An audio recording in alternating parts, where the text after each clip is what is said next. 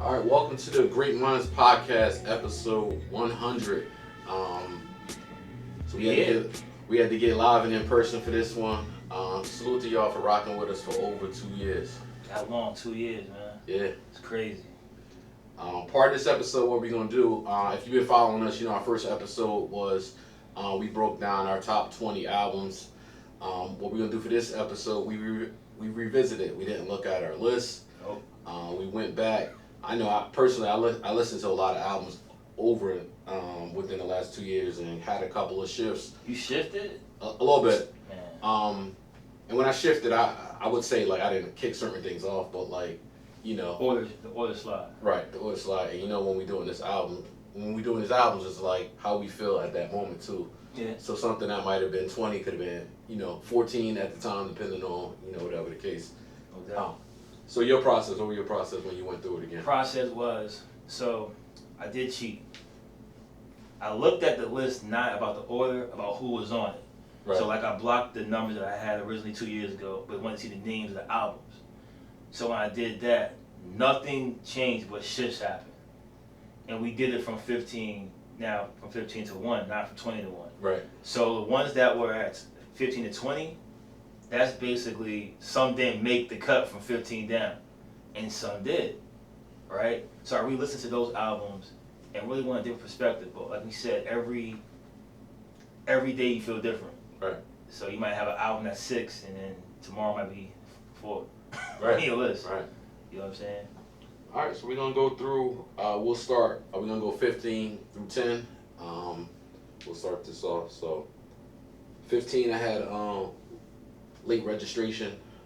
That was in my top 20 previously. I can't remember off the top of my head, but I think it might have been in that 11 to 15 range the first I time thought out. you had it higher. Yeah, well, late registration. When we get to my last album bumped up from 20 to 14. Damn. So it made a nice Alright. jump. But I'll let you go. What you got for 15? 15, one of my favorite albums, gotta be Uptown Saturday Night.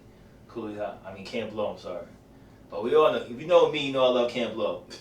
So Yeah, to make my list, basically, I have nobody on my list after having an album after 2011. Because I need to sit with it. As you get older, to me it becomes a classic, right? Right. So like, I can't say an album that came out last year is a classic to me. No, I agree. In my list I of agree. classics. No, I So agree. even 5 years. So that's one of my. It came out in '97. So I've been with that for what's that? 25 years? Yeah. Probably. Yeah. So I've been with that. See, So I don't- 15. I would say I'm pretty much on par. I have one that I'm not sure if it's like 2011. It could be two. I mean, Could be the range though. That's the range though. right. It is definitely the range. So 14, and this album got bumped. I think it was 20 when we first did it.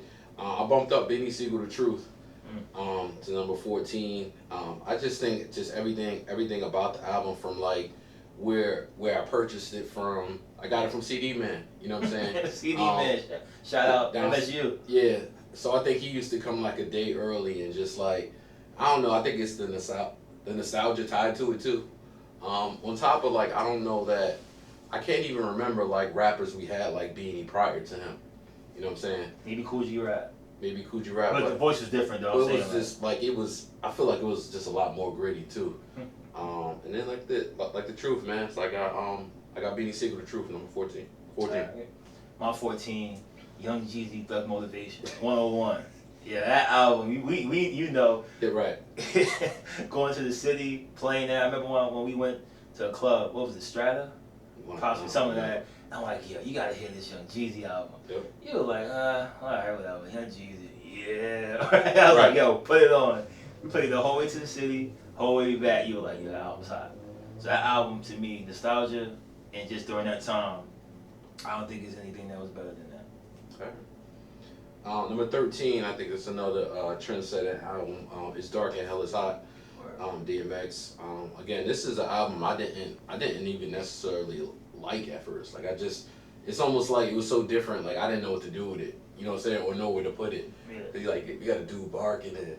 You know what I'm saying? It wasn't like we were used to seeing. And then like, when you start to go to parties, when you start to like be out, when you start to hear it in cars, you start to hear like the impact of it. And then, I mean, it's definitely an album that, this is probably the only album on the list that like had to grow on me. Really? over time. And by growing me, I'm probably talking about like a couple months. Couple of months. You know what I'm saying? But out the gate, I didn't know really what to do with it. True. You know how it was so different back then because we would hear music on the radio. That's what we went to. So the more you played the song and you saw the videos, the more you wanted to buy the albums. Right. That was different. So that was something I loved DMX from the start just because it was so different. But Yeah. I can see why it can grow on people. My third, number 13 was Late Registration by Kanye. I think that's one of, I honestly think Kanye in our lifetime is probably one of the most influential rappers that we have ever had. And I'm talking not just talking about money, but like for the fashion part, the production part, the rapping part, the style part. I think he brought so many things that we didn't have. Right. Most time rappers had what? Chains and a fresh pair of kicks. Kanye brought something different. Yeah. I mean, you had Versace stuff because Pop wearing Versace.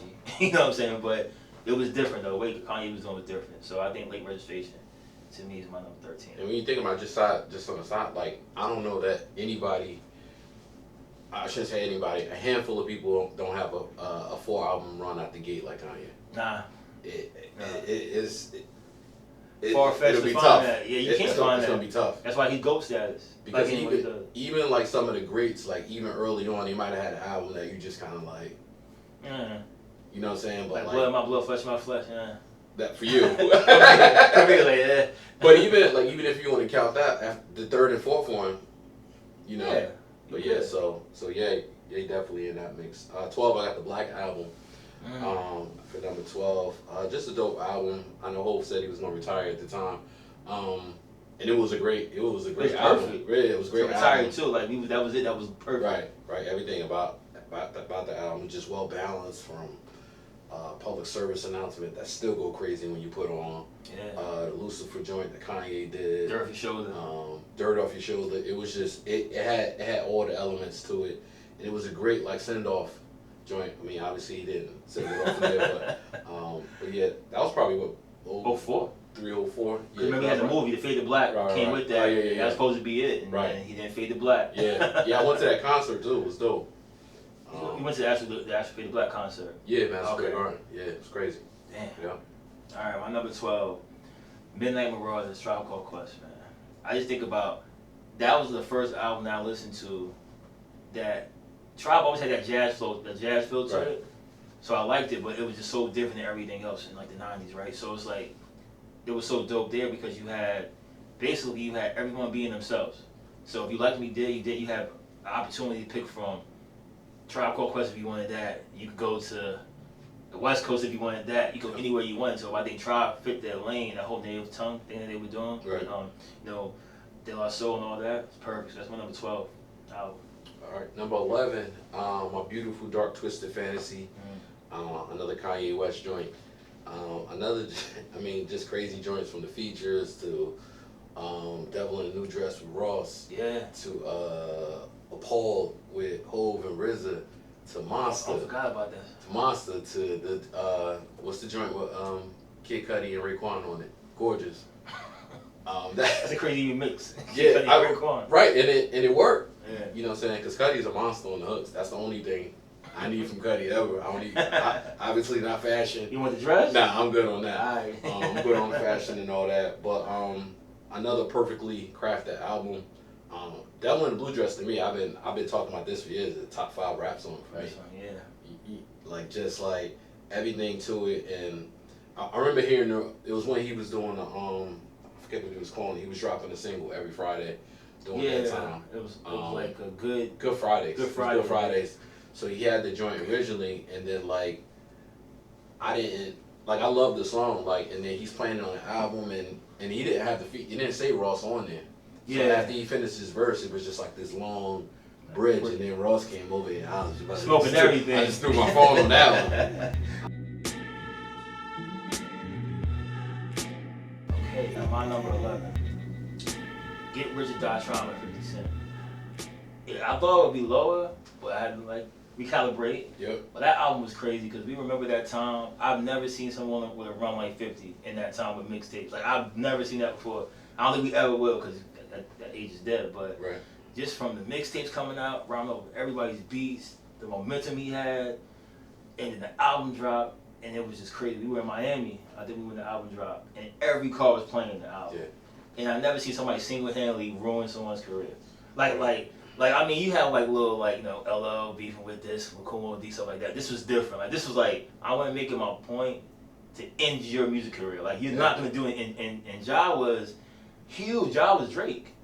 Right. Yeah, he was Drake, and you're like he's doing his thing. He just annihilated his career and it killed the whole record label. Yeah. So that alone gets him top 10. Like, yeah. But after that, Massacre was straight, but this is the album. I think, right. Well, he did enough there, I feel like. For real. All right, we're going to take a break from the albums. We'll get back to them. Discuss some top moments. I got 4. I'll let you go first. You got 4. All right. So mine is basically just a rare thing, just from the comments that we've been getting to find out who's listening to the pod, the feedback we've been getting. Those are always my favorite parts of everything. And then meeting with other content creators, right? So it's people that we know, we know strictly from doing content and we vibe with, right? And it spun off different things. Like, so it spun off with you getting back doing your music thing. Yep. And then it spun off to me doing other shows with other people and stuff like that. So I think that's the best part, how big that community is, yep. that I didn't know. I wasn't expecting that. Nah, not at all. You know what I'm saying? I'm like, right. So that's my favorite part of everything. How about you? Yeah, I would say I got a couple, but I didn't think about that. But I agree, like just like the connections I made, transitioning back into doing music production, stuff like that. All of this wouldn't have happened without the podcast. A couple of dope guests we had coming on, like Arsonist. When I think of the Dipset album, when I think of Dipset era, like to get Arsonist on, like Arsonist was like one of my favorite producers for a very long time. Heat makers, to like transition into Apollo Brown and how willing people were to like take an hour out of their time. I mean, Apollo kicked it with us for an hour and a half, and then like some time after, you know what I'm saying? Exactly. And it was real cool. And then another huge one is like, I mean, this is gonna be an underrated one, like Michael Hyatt coming on. Yeah. You know what I'm saying? Like anybody from our era got The Wire as a top 5 show. We know how much of an integral part she was on The Wire, and transitioning into one of our favorite shows now, Snowfall, and taking the time and Sissy Saint. Yeah, and it was dope. Like even like that was the first time I think we got like vetted too. Yeah, we got vetted. That was crazy. That was what I'm crazy. saying? Then you knew this was like, yo, you know what I'm saying? There's levels. There's levels to it. To her spending some time with us and just in the first episode, just kind of like kicking it, not knowing what to do, and like all the upgrades we made, and just like some real steam we had. So those are mine. It's funny you said about the vetting part, right? I don't think people understand about when you're doing a pod. It's not like we just showing up here just doing something. Like we do the research and that was the first guest that where we really got vetted. We're like, yo, what's going on here and there? And I think she was like, yeah, let's do it. Yeah, cause a lot of it too is like most people are like depending on what level, they're their own agent. They make their own decisions. It's kind of like from there it's just like, yo, hit my agent. They do the homework. They do their Googles or whatever they gonna do. So that was dope though. So that was dope, man. She dropped some jewels like on some real motherly type vibes, and that was amazing, man. Oh, and one to add too, besides the guests were great, but we gotta give Ransom a shout out too. Yeah. Cause Rand doesn't do a lot of interviews, and he did 2 for us, right? He did 2 of them. Probably one of his first in like a long time. And then Sky, huge, right? Yeah, we had a lot of people from Shay, but it's just so many. Every guest was great. Right. You know what I'm saying? And there's a gift and a curse with the guests too, so we'll get to that about the next time.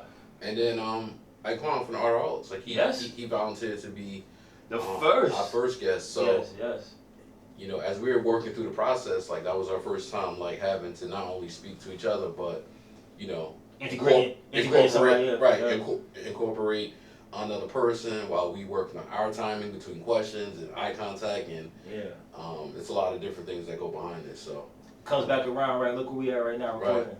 So we're up. That's how it goes. All right. Albums 10 through 5. When you go first for this one, you got number 10. Good Kid, Mad City. Kendrick, man.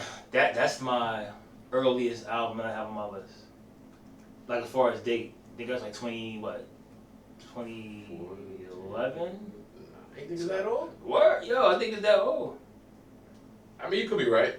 Yeah, I think it's like 2011. But that makes sense. Yeah. Yeah. He's got what, 5, 6 albums? That Yeah, makes he had sense. Section 80, all that stuff before Right, that. right. That was it. So just hearing that, and I remember just driving, how long a commute to work, just listening to the albums every day. And then hearing like the backseat freestyle, like hearing stuff, I'm like, yeah, this guy's a problem. Right. And I didn't know where he was going to take his career. You know, I think we see where he's going now. But at the time, I didn't know if he's just going to be like, was he really next? You know what I'm saying? He's just like a good rapper from the West Coast that might fade out. But yeah, that's my definitely number 10. 10, I got Ready to Die. Notorious B.I.G.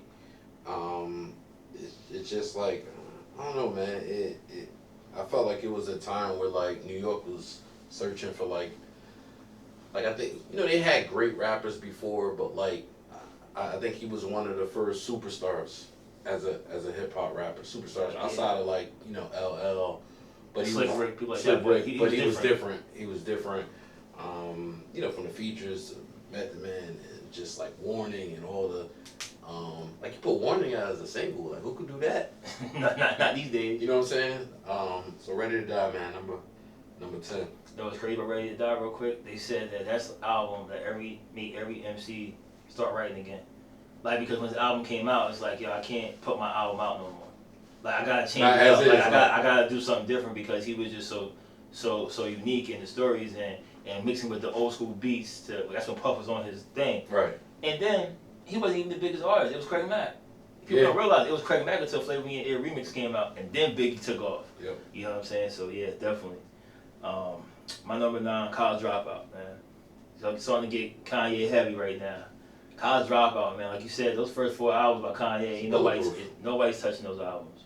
So this College Dropout, it's unbelievable. That's the first time, and it was like 20-something songs, like 23, maybe 22.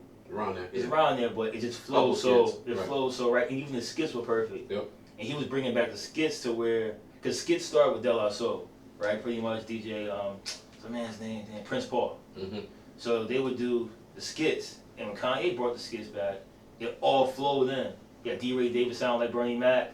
You know, I didn't even know that was D-Ray until I saw the Word. Until I saw the Genius joint.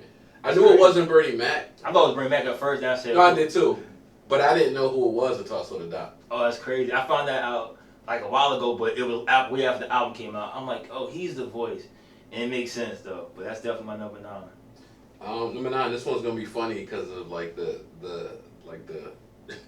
how we view him now and how he's kind of weird. But number 9, that ain't that crazy. Number 9, the documentary Game.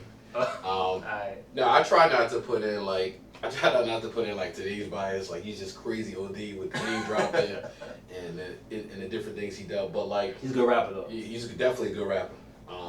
So that's why anytime I preface Game, I always say like without the gimmicks, without whatever, like he makes good music. I think, I mean, in my opinion, like outside of like some of Pac's joint, like this is like, you know, this was like he was like the new West Coast guy when he dropped this, because he had the 50 cosign, he had the Dre cosign, and Dre hadn't co-signed anybody on the West Coast in a very long time prior to this, with the whole G Unit wave and all that, and it was just perfect features, played everywhere.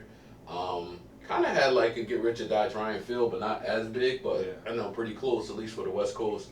So I got the documentary number 9, man. You know what's crazy about that? How he had it's unfortunate where the big West Coast albums, besides Snoop, always had a New York cosign, or a New York feel to it, right?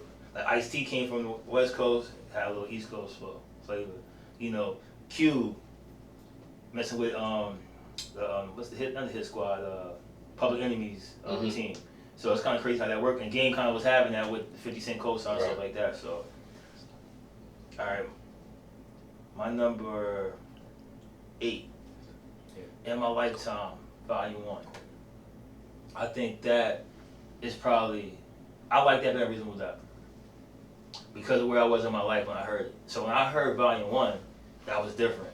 You know what I'm saying? And I like, besides the Sunshine joint, you allowed one. You allowed one throwaway. That was crazy.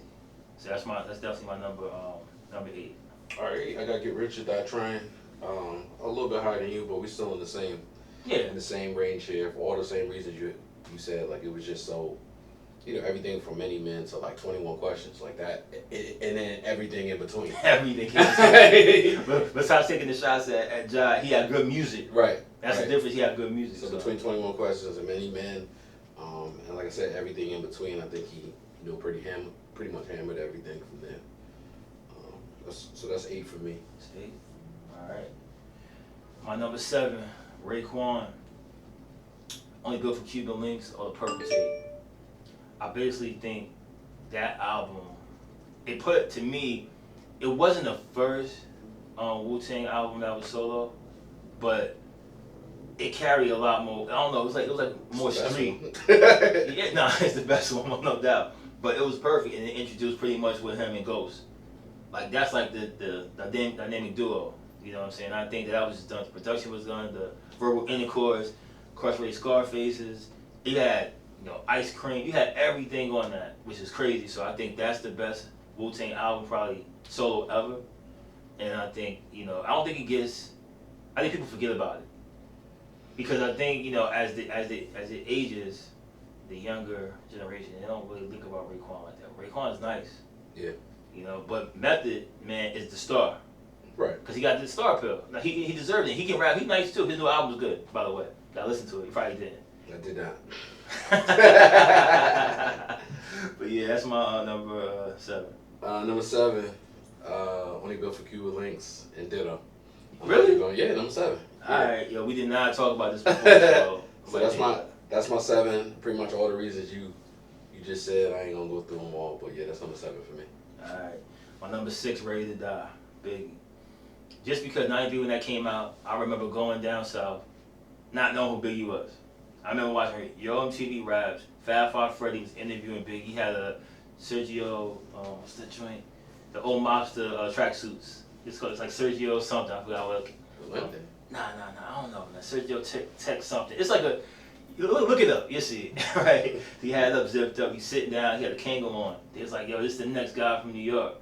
And he was like, go by Biggie Smalls. I'm like, who the hell is Biggie Smalls? Mm-hmm. I come back home. I see Biggie Smalls posters plastered everywhere in the city. I'm like, yo, what's going on? Who is this guy? Then Juicy had dropped. Then all of a sudden that dropped. Then what? Not Warren, Big Papa. Mm. But then I'm like, yo, this is out of control. So I think I never seen that happen that quick. Right. And then he only rapped 2 years? 3? No, he was only on for 94 to 97. 3 years. That's it. And all the stuff he did in that time was crazy. So that's definitely in my top. Not top 5, but it's number 6. Number 6, I got We Are the Streets. Locks. Just even everything from going through a snowstorm to get the album. The story with it. The story with it, and just I don't know, as a street album, it was just perfect. All the verses from all of them. People like to sleep on Sheep, but I think I slept on Sheep for a while, but now he stepped this up. He had the best verse on FU. Yeah. You know what I'm saying? People don't talk about that enough. And just everything, man. Like I said, just even the joints with Eve and Wild Out, and it was a perfect album, and they had the right energy. It was like an angry album because they wanted to get off so bad. They would have built up frustration from not putting albums out. They were ready to go at anybody. I think they were always pretty much, as a group, the sharpest they could be at that time. Everybody was just on point. Right. No white person. Yeah. So, alright, that's number 6 for me. Alright, so we're gonna tap into least favorite moments. I would say my least favorite moment is he's a rapper that we really wanted to have on. I ain't gonna say his name, but I would if I want. He was an old school. I'll put it like this: he was an old school rapper that was in the mix with Jay-Z, Ja, Nas, Irv Gotti, and he was like if there was a room for 4, he was the one that just missed the door. Is the way I put it. Yeah, but anyway, that's a good analogy. But anyway, he decided to do it. Was crazy excited. Probably the first time someone mentioned him in a story in years. So So he jumped in, agreed to do the podcast, and pulled the rug on us last minute, and so it just kind of like, I mean, you get it, because he had another moment that happened at the time, so I think it was timing. yeah, it was timing, and it's no knock on him. He seemed pretty humble and cool, but I should have said least favorite moment, but like that was, I would say, a disappointing moment. Yeah, because at that time we was on a roll, but we were getting anybody we wanted, pretty much boom, boom, boom, boom, coming through, and then we was like, I bet everything's set up, sign off, got vetted, it was all going down. And then the day of, it's like, yo, can't do it. Right, it was the day of, something like that. Like an hour and a half before. Hour and a half before we were ready to do it, and I understood that, but that's. You got any more least favorite moments? Or? That's one that came to mind. Yeah, I'm gonna let you say, because I think you're gonna say something that bothered you more than it bothered me. Yeah. Nah, so that was definitely up there, and I was gonna point that, but I figured you was gonna go with that one. But I think it was just having, and just in general, other kind of generalizations, right? Just asking for guests.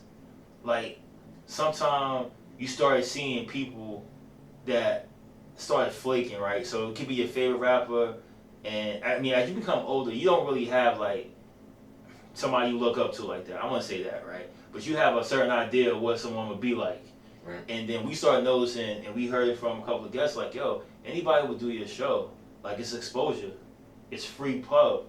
And you going to give them the time for your platform to use it. If they don't do it, they used to sucker. That's pretty much what the dude said to us, right? Right. And we're not going to say who told us that, but it was good. It was a good way to look at things. Good way to look at things. So it was like, all right, cool. So we had one guy, same type of thing. He didn't flake, but he was like, nah, I don't do small shows. He's still mad about that. Yeah. My man said, I don't do small shows, right? But yo, he ain't even a big rapper. Right. So I was like, damn. So I didn't even want him no more. But Derek was like, yo, we can get him again. I'm like, yo, nah, because it wasn't in for organic. It was like, it would have been like, right. He could have said something, I acted funny. I'm like, yo, shut it down. I don't want to talk to him. So I kind of felt that. But just asking for guests in general is always something that's tough, because it's like, I personally think that we can do it ourselves. Yeah, no doubt. So when we add somebody in, it's like, all right, let's add them in. And if they flake on us, it's kind of like, yo, we don't really need them. You know what I'm saying? Like to make our content. But that's my least favorite moment, is that whole process with that. Just in general, but definitely that rapper. The one that you said, disappointing. The other one that I said was like, yo, come on, that guy, that was anger. Did you stop listening to his music because of that? Yeah. So you be taking it too far, yo. Yeah. You was some MJ. I took that person who's like MJ. You know what MJ said? Everyone talks, but when you need to leave. Nah, I thought it was. I thought I didn't like how it happened. I didn't like. Yeah. I mean, I think he could have just been like, I don't feel like doing it. That's cool too. That's cool, perfect. Because you know what? Sometimes people don't like doing this, or don't want to make time for it, or your time's your time. But yeah, I still listen to his music. He didn't diss us. He didn't diss us personally. We don't know him personally, but the way he made it seem like that he was kind of I hear you. Like nah. You been having somebody want to talk to you really, because right. That's all I'm saying. Least favorite moment, but whatever. No doubt. I digress. All right. So we're gonna go 5 through 1. 5 Yeah. through 1. I got number 5. I got It Was Written. I think that's Nas's best album still. I mean, It Was Written, man. I ain't gonna. I think it's his best album still. Even also is coming right now.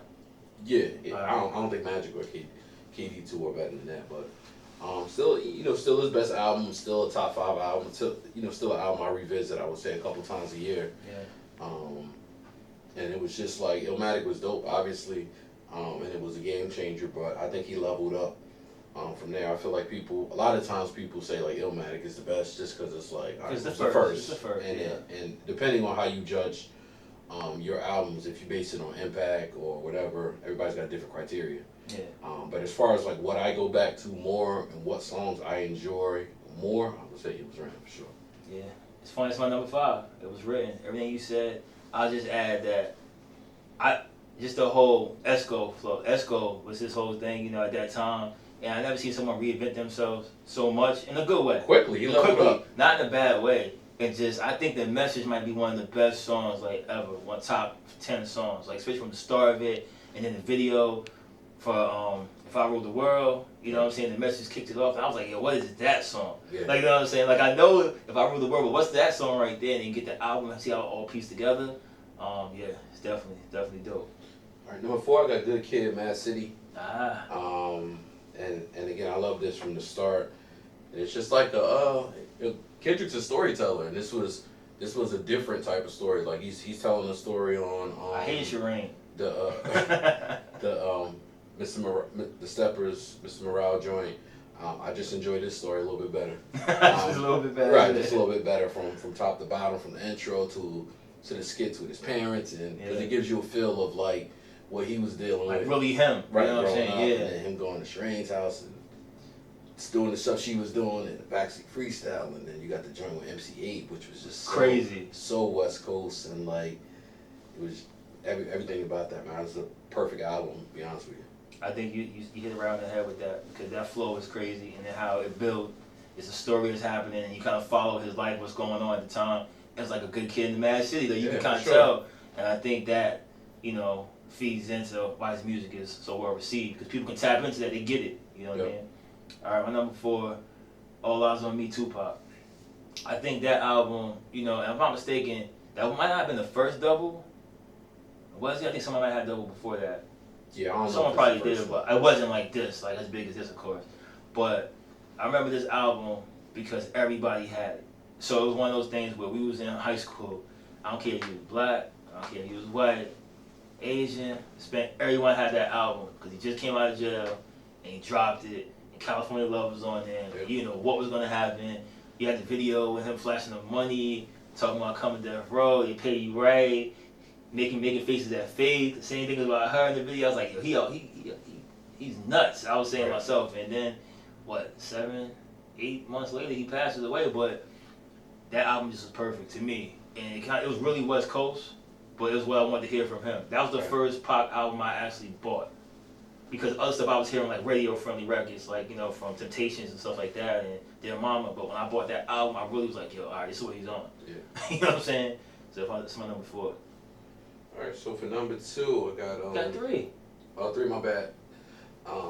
Number 3, I got College Dropout, Kanye West. I mean, you went through everything, just everything, like, and being in or fresh out of college when that dropped, and everything prior to that, all the big, being more like street records, drug, which I still enjoy, but we need that. Right. I just think College Dropout was another perfect album from like everything from the way it started to D-Ray to how it ended with Last Call, because he went into like everything about his career. He talked about his whole career in 8 minutes, 7-minute song. Yeah. You know what I'm saying? From Jay, having the Jay-Z, I guess the comments he was saying at the beginning of the song, and in his whole journey, like I felt like he did a good job wrapping that up in like 7 minutes. I still listen to like the talking parts, inspirational. Talking part, yeah, it definitely is. You know what I'm saying? So, what's your favorite song off that album? Either Spaceship. Spaceship's my favorite, one of my favorites. All Falls Down still up there. yeah. Even with the Celia Johnson, and I'm trying to think. It's just it's like all the blur for me right now. What you got? I got my all-time favorite Kanye song is Through the Wire. Oh, yeah, Through the Wire is up there too. Only because I remember where I was when I first heard it. And I remember coming back to the apartment. I was like, yo, you heard Kanye West song? He rapping through the wire or something? And everybody's like, what are you talking about? Like, nah, I didn't hear that. I heard it on like DJ Nuff's like mix at 5 or something like that. Right.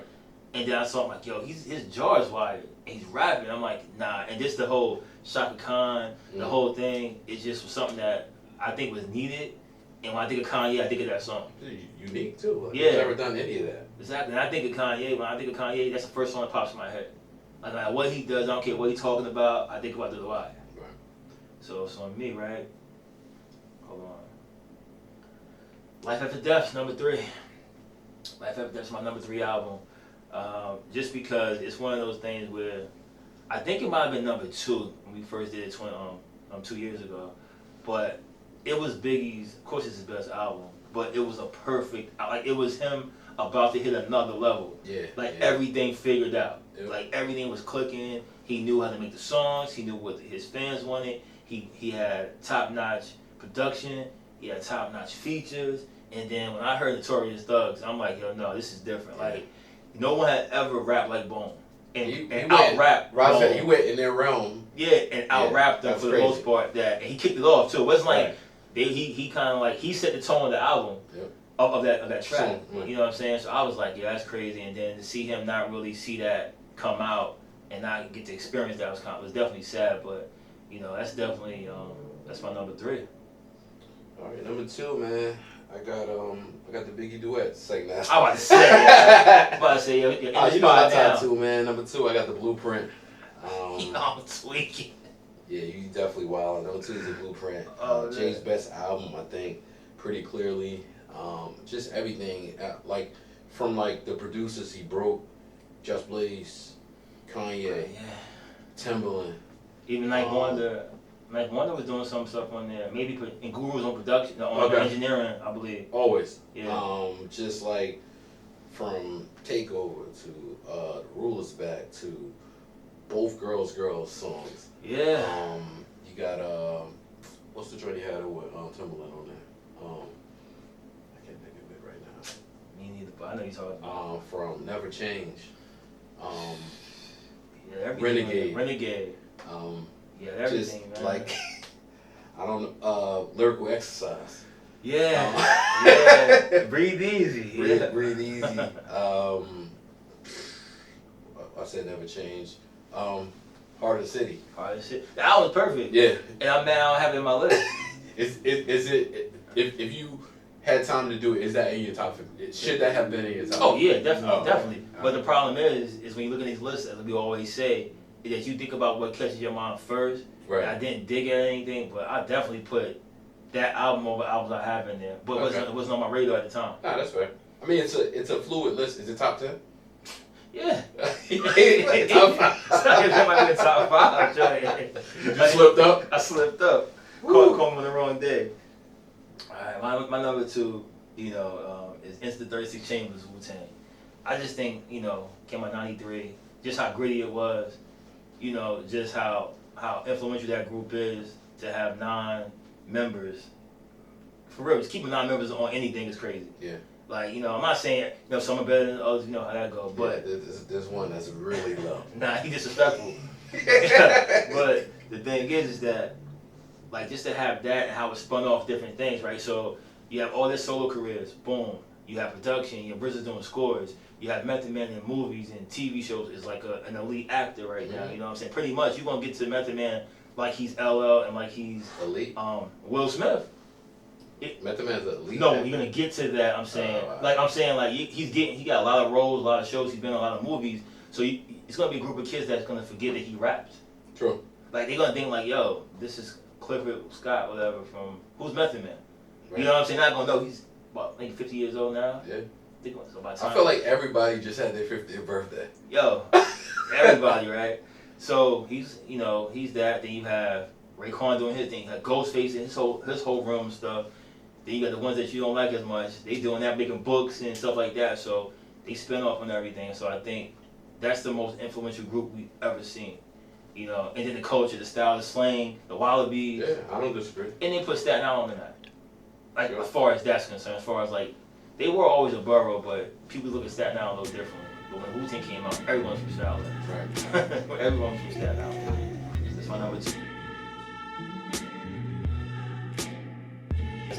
All right, so we got number 1. For me, it's Life After Death.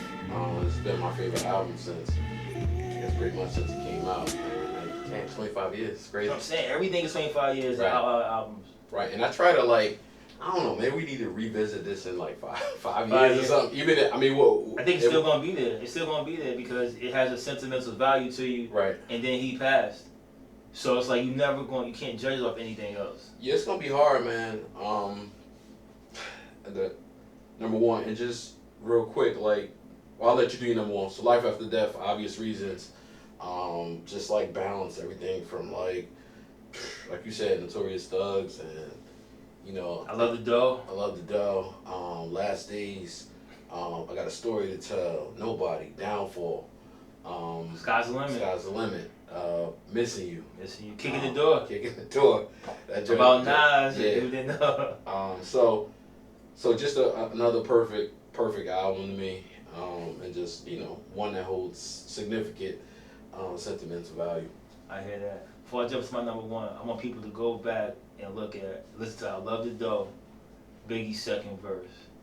That second verse that he did, he tap danced the whole one out. Because I think it was a back and forth type of thing. So he was like, nah.